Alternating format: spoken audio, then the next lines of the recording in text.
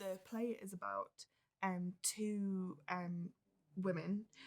One is Rose, who is a fictional character, who is a modern day film student. She's studying a PhD in film theory.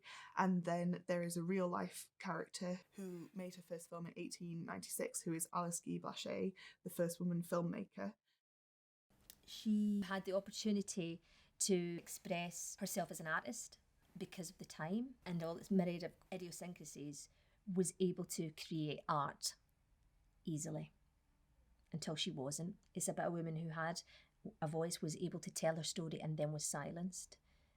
And at the same time, it's about a modern woman who goes on the opposite journey, who today has found that she has no voice or no way of expressing herself, but through the course of the play managed to find her voice, her identity, her way of expressing herself through the art that she makes.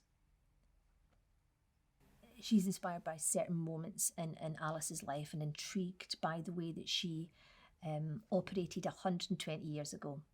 And so we're looking at what's changed for women, specifically in the industry of film over the last 120 years.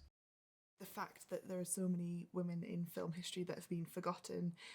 There's been since I started coming up with the idea for the play, there's been a slight resurgence in Alice Guy Blaché's reputation, but she's still not well known as other male filmmakers who were working in the same period, and sometimes they weren't breaking the same ground as Alice was.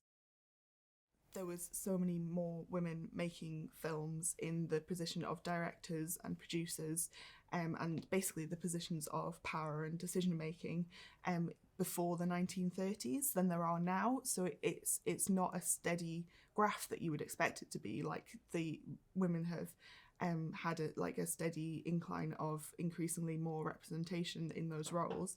Instead, there's a graph that kind of goes up and then abruptly goes down.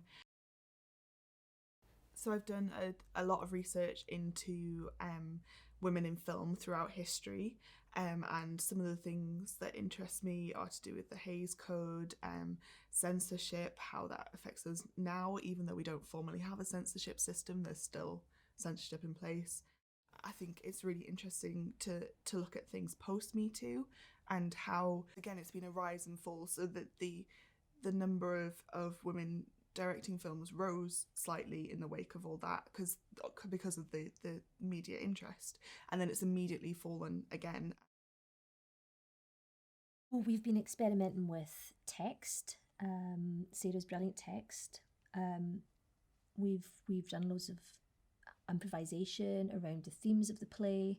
We've been using projection as a way to help us tell the story, live video as well as some of those films that still exist, Alice's films that still exist out there, to help us get into that part of her story as well.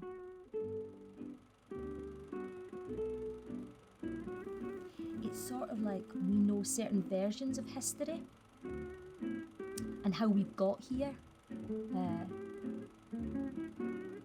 but there's some gaps, and I think what this play serves to do is fill in some of the gaps, some of those stories that we know and we've been telling each other, maybe as women, but they've not been shouted about.